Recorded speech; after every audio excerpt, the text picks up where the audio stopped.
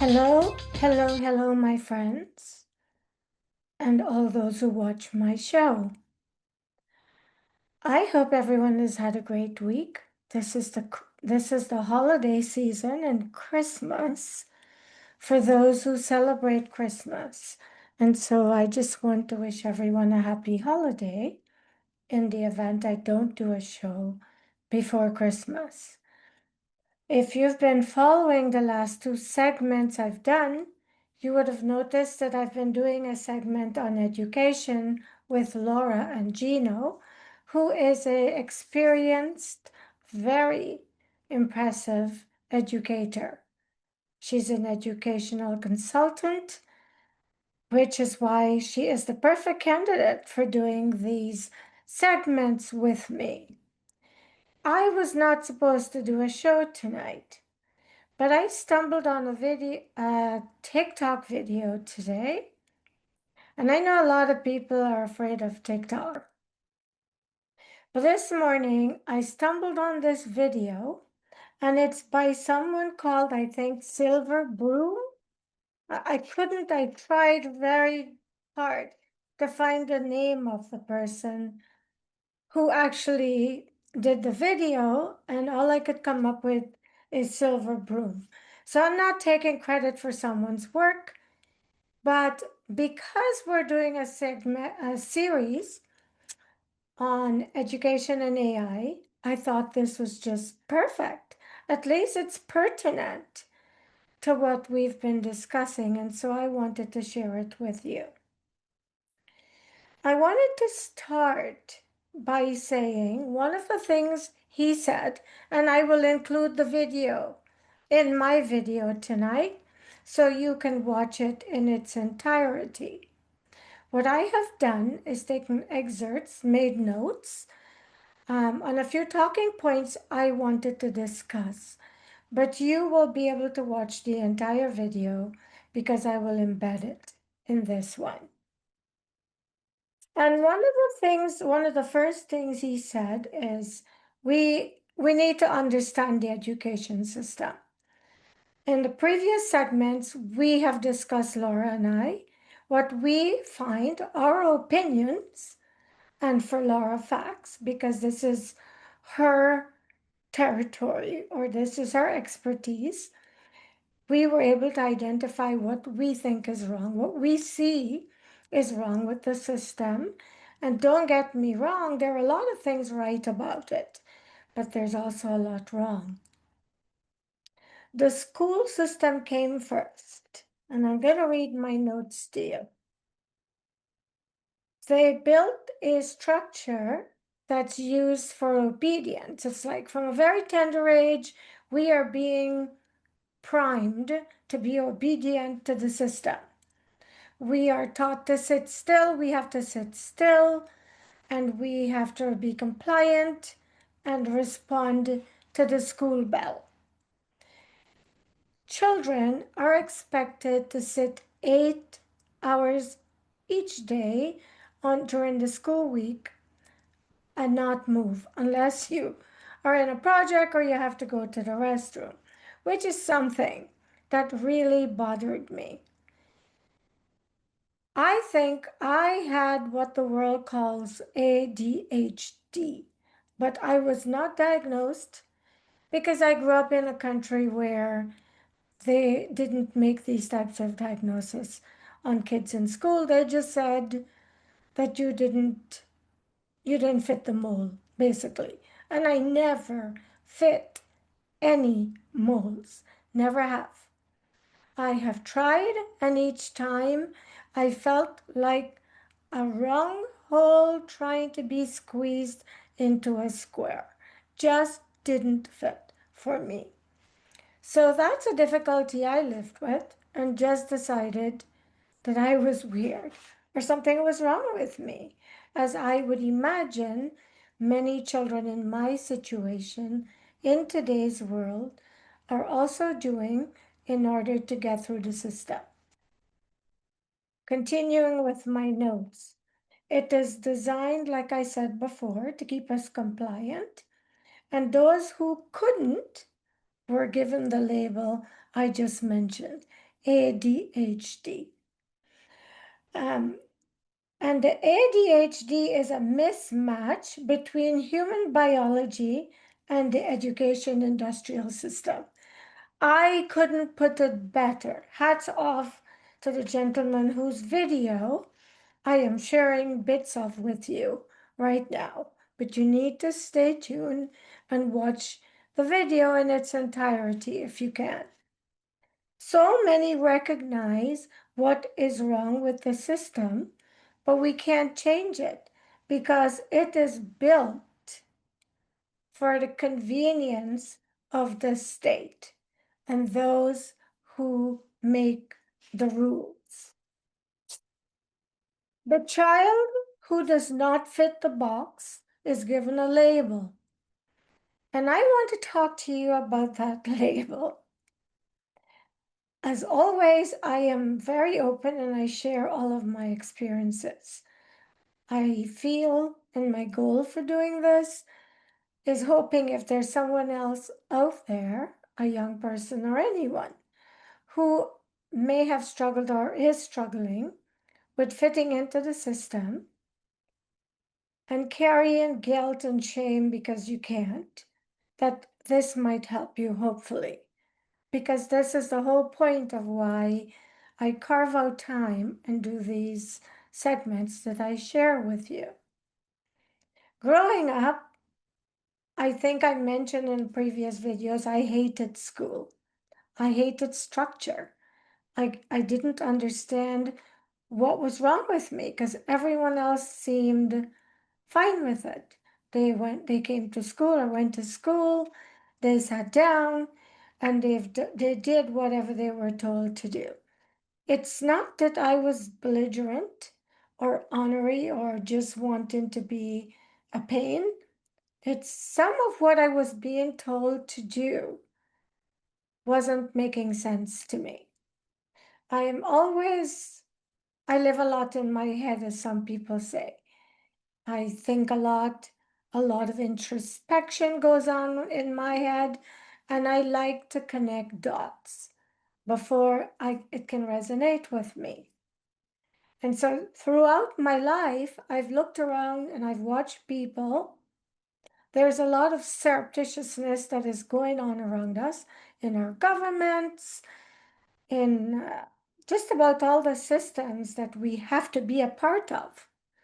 And I am constantly asking questions, and I get very dismissive answers when I do get answers, or they just don't add up.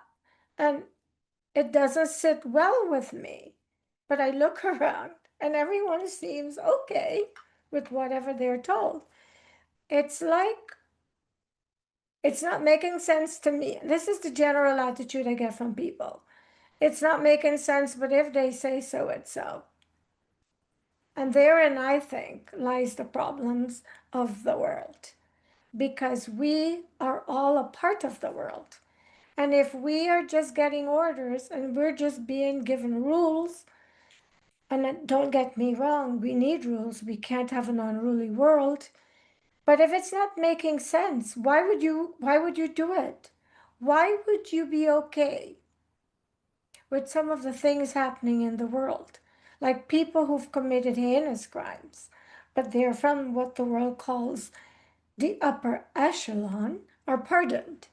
And they're young people rotting in jails because they had drugs on them. How is everybody okay with this? So these are the types of things that I struggle with. And I was struggling with from childhood. Things that I could see, things that I knew, but no one had the answers. My parents didn't have the answers, and I was always ballsy. So I went to the politicians. I went to the people who were supposed to be in the know. And even they never gave me answers that satisfied me. But I knew I wasn't going to go through my life just buying whatever was shoved down my throat. And therefore, people like me were either called conspiracy theorists or people see us as troublemakers. I don't want to make any trouble. I'm a humanitarian. My goal is to have a better world and to make the world better for everyone. The ADHD topic, though, is why I decided to do this video. If you look, you will notice those who were born to families that can propel their careers. Some of them are doing amazing things and they haven't gone to some Ivy League university. They were just born to families that had the resources to help them to bring to life their dreams. I've done a lot for not having come from a wealthy family. I started a cosmetic clinic on my own with a really great friend who assisted me in financing it and working with me on making it happen. And it was a beautiful cosmetic clinic. Unfortunately, it had to be liquidated because of circumstances and situations that I don't really want to go into, because this is not about that. But it just goes to show when you are driven and passionate, you can do what it is you hold in your heart, which is what I believe children diagnosed with ADHD are. That's what I was. I was not someone who could sit in a chair for 8 hours with someone talking to me. After 15 minutes, I tuned out my teachers and I don't know what they said. I did not enjoy it. I need to be up and running and getting things done. And I'm the same way now. Even if I am sick, I lay in my bed and I'm crocheting or I'm hemming something that needs darning because I just cannot sit still and do nothing. And unfortunately, we have a lot of children like me in today's world. And personally, I've been on a really, really intense spiritual awakening. And I happen to believe these children were designed this way by Source, God, for what they have come here for. But it's being curtailed and they're given complexes because the system does not acknowledge what is different about them and make us feel like there's something wrong with us. And I have to tell you, I had the most inferiority complex growing up because I could not be like other people. Didn't matter how I tried. And I was born into a family where my father and mother both had other children after me. So, in the very foundation of my life, I sort of didn't fit in because I was different. And so this thread continued on through my adult life until I woke up spiritually. And that's when I was able to connect the dots. Because until you venture out of the system, you cannot see what the system is doing to people. And you cannot understand the reason behind it. I do now. And the system does not like me. I am not going to go into why I said that, but I can promise you they don't. And they don't like anyone like me who has awakened to what is going on and is talking publicly about it. And so I'm going to continue by discussing the industrial education system, which is what it is. And this system was designed by the same man who financed the Depression style education system in America, John D. Rockefeller, who's a billionaire oil tycoon, he is the same man who financed the modern medical system and the pharmaceutical industry. I am not saying anything is wrong with this man. I think it's great that we have a system, but maybe the system needs revamping, because if you truly spend time to really evaluate what the system is doing to great human beings, you will, like me, agree there is need for revamping. And now we are bringing AI into the picture.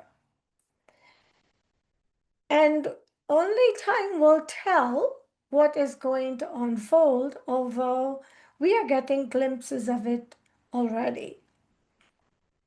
The system is designed to shift blame from the system to the child.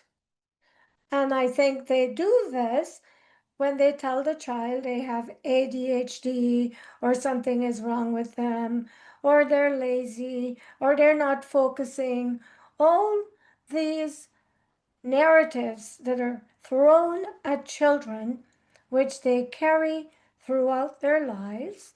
Because when you tell a child something like this at the tender years of its life, I'm a mother, and now I look back at some of what I said and did to my children, and I see how it's affecting them now.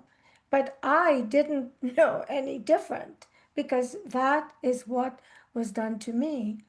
And so, what I'm trying to say is, we would have a healthier world if we were able to structure our education system to teach young people to embrace their gifts. If it's not academic, find what it is and develop it. And this is in line with the theme that Laura and I have been discussing in the previous segments. I get very passionate and fired up about this because every life is important. And when we take children at the root, when they're trying to find out who they are and create a path and give them the message that something is wrong with them because they don't fit into a system that's designed to benefit people who already have so much. It is just wrong. And I don't care who doesn't like me for what I'm saying, but I believe that it has to be changed. And the change starts with each of us by protecting our children and any child that we can protect. All the responsibility gets placed on these children, and it's creating a culture where energy is considered a disease, meaning a child who can't sit still, a child who wants to get up and create like I did. I have created lots of wonderful things in my life. I have a very creative nature and I'm full of ideas, and I've brought a lot of them to life. And there are many like me, but they are being dimmed down and they're being fed with academics. I have nothing against academia. I think we all need to learn, some of the basics in order that we can get through this life, but we shouldn't be forced. And that is what the system is designed to do. By telling a child who is a creator that they need to sit in a classroom for 8 hours listening to a person, or maybe whatever is going on in the classroom. I know that they don't just sit, that they work on projects, but sometimes that project or that particular activity that's forced on that child every day is not going to benefit the child. And as a result, it's not fun and it feels like punishment. The other thing I thought um, is wrong with the system, which does make me feel that we are being groomed to become the slaves most of us have grown up to be, slaves to the system. The reason I feel this way is because we have to wake up early in the morning and go to school, and people who work, they start later than little children. And on top of this, we changed the clocks, so kids are being forced to wake up even sooner. It's almost like torture. That's not fun. And so I am not saying school has to be fun, but why can't it be both? You get the best out of people when they're comfortable and happy. And so to me, school should be fun. It should be a time in your life where you enjoy doing what you do to become the best person you can be, to bring value to the world, and not the opposite. And so tonight, I just had to share that with you. And for what it's worth, please take time to watch the video that I will include with this diatribe of mine. And I'll be back next week with Laura, and we will pick up where we left off. Thank you for watching, and I will see you soon. All right, if you hated school growing up, this one's for you. All right, so school is not neutral. It isn't. School is the first institution that tells a child what they are allowed to be. And if you want to understand the story of ADHD, you have to understand this first. The school system came first. The diagnosis came later.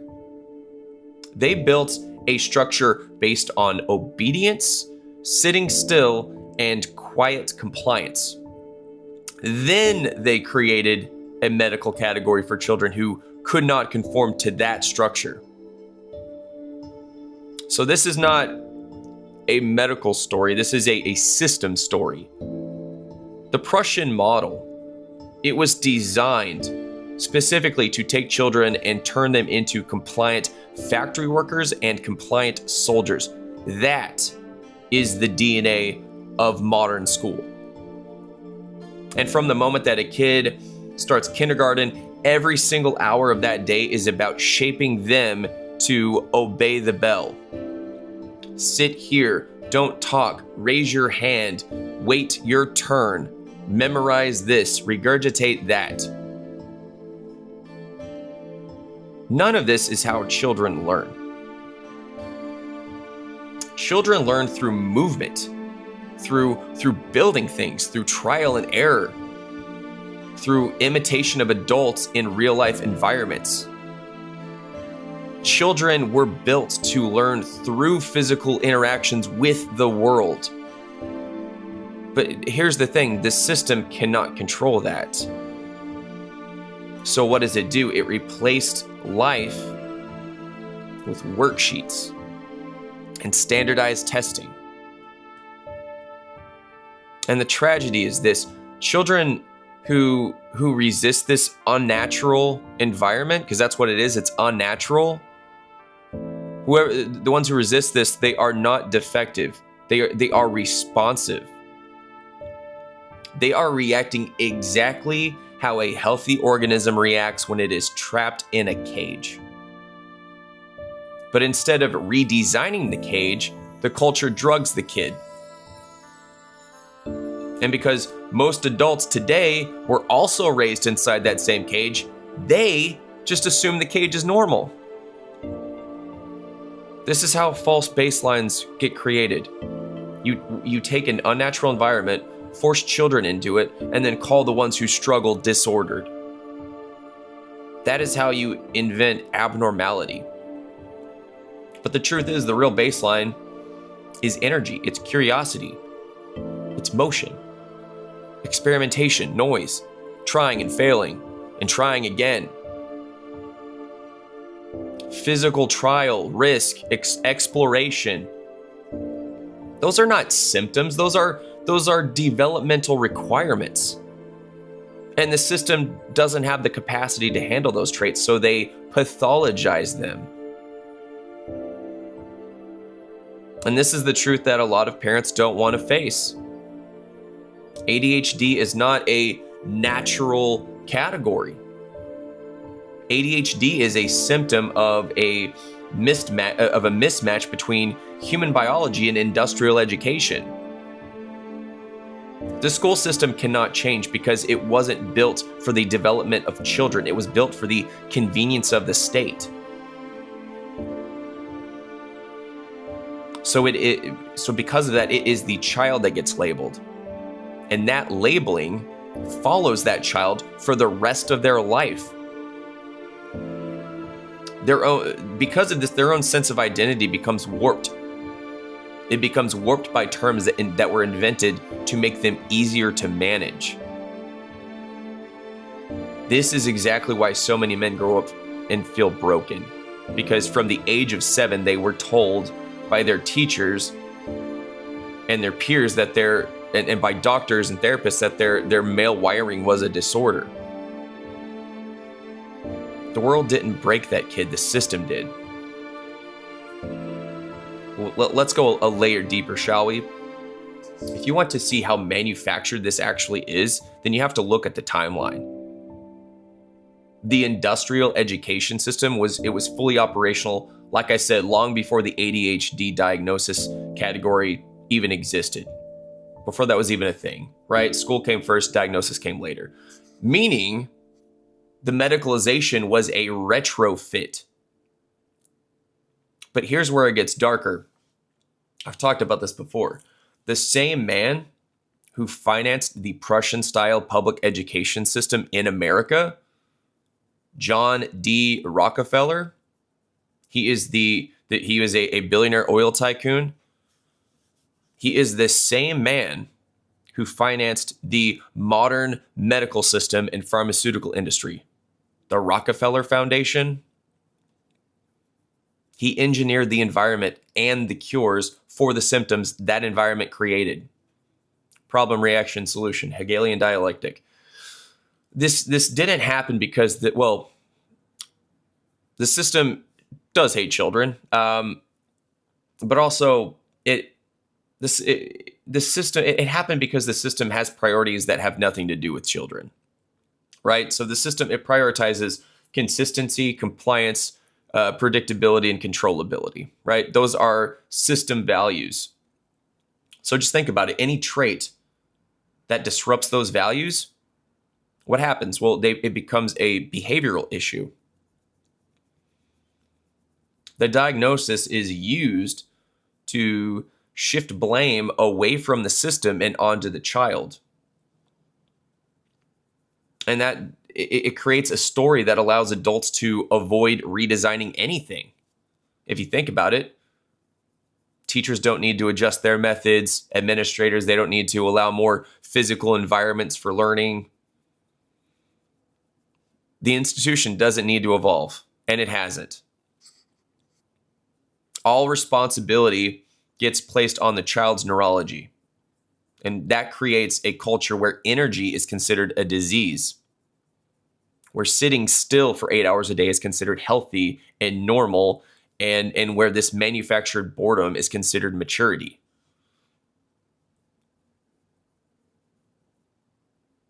And if a child has a temperament that rejects monotony, the system does not say to the child, doesn't say to the parents, this environment is failing this child, or they don't say that to themselves. That conversation does not take place. What the system says is this child is failing this environment. It's the child who is failing in this environment, not the environment who is failing the child. And that is the inversion that we're seeing, and we've been seeing for decades, over a century.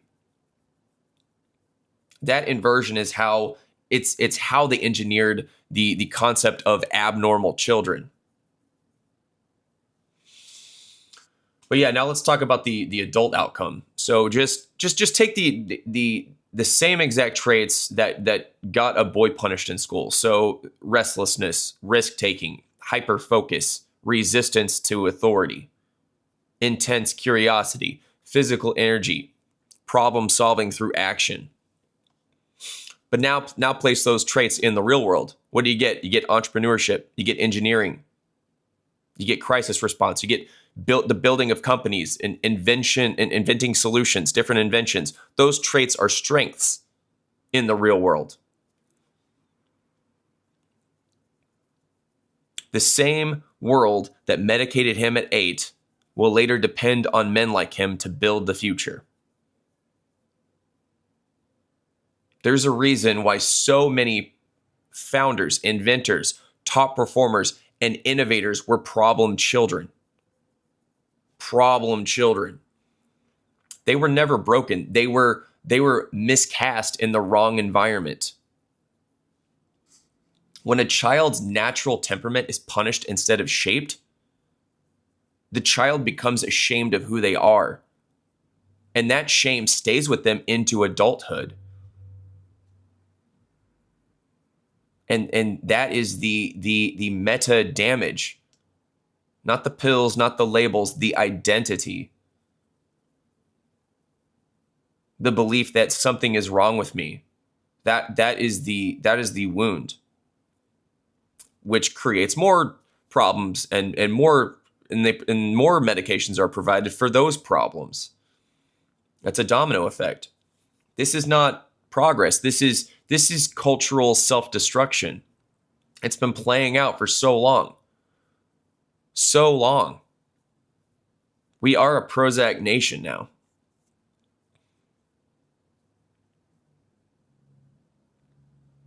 And the long-term cost isn't attention span.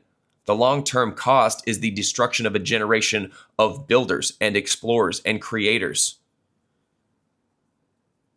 Men who could have changed the world, but instead were taught to sit still and shut up. They didn't discover abnormal kids. They invented them. And then medicated them into compliance. That is the real crime.